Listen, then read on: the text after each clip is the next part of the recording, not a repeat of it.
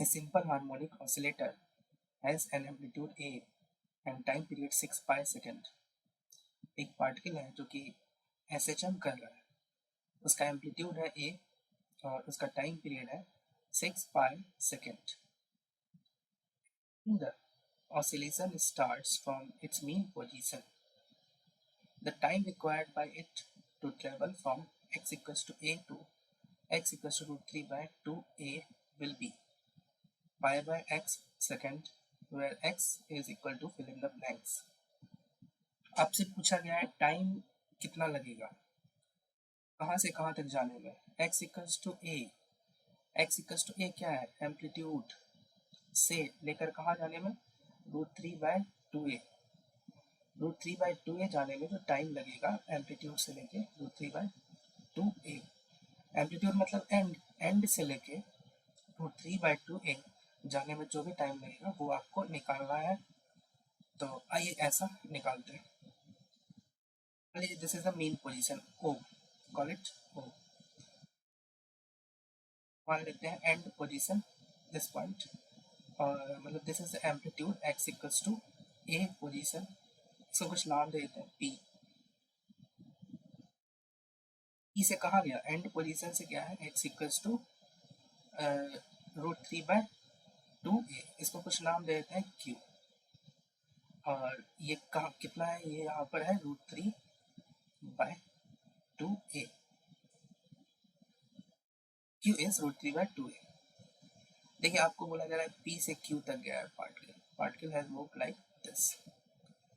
देखिए इस मोशन को, actually this motion is SHM, लेकिन अगर आप इस मोशन को थोड़ा आसान बनाना चाहते हैं तो आपको क्या करना होगा, इसको सर्कुलर मोशन में कन्वर्ट करना होगा. P से Q गया तो इनडायरेक्टली आप ये निकालिए कि सर्कुलर मोशन में कहाँ गया.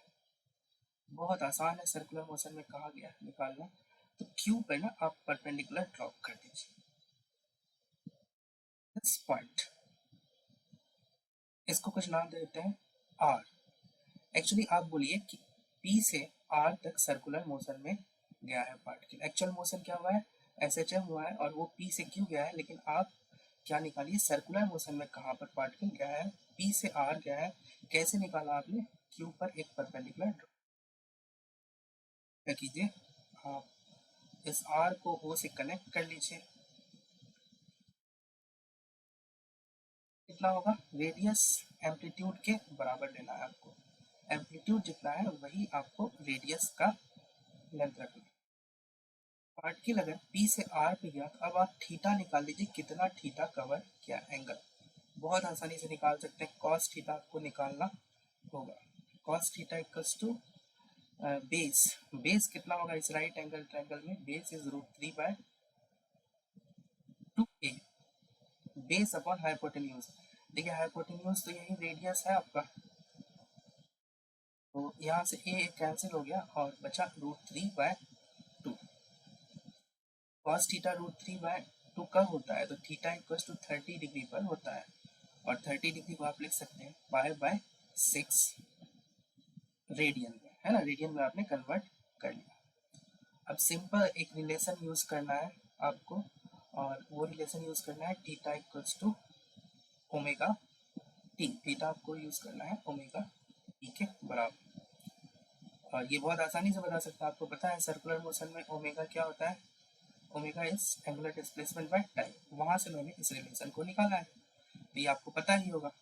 देखिए यहाँ जो हम सर्कुलर मोशन एज्यूम करेंगे, जब ये पार्टिकल मूव करेगा P से R या फिर आगे भी जाएगा, तो हमें एज्यूम करना है कि ना ये कांस्टेंट एंगुलर वेलोसिटी ओमेगा से मूव कर रहा है, और उसी के बेसिस पर हमने ये निकाला.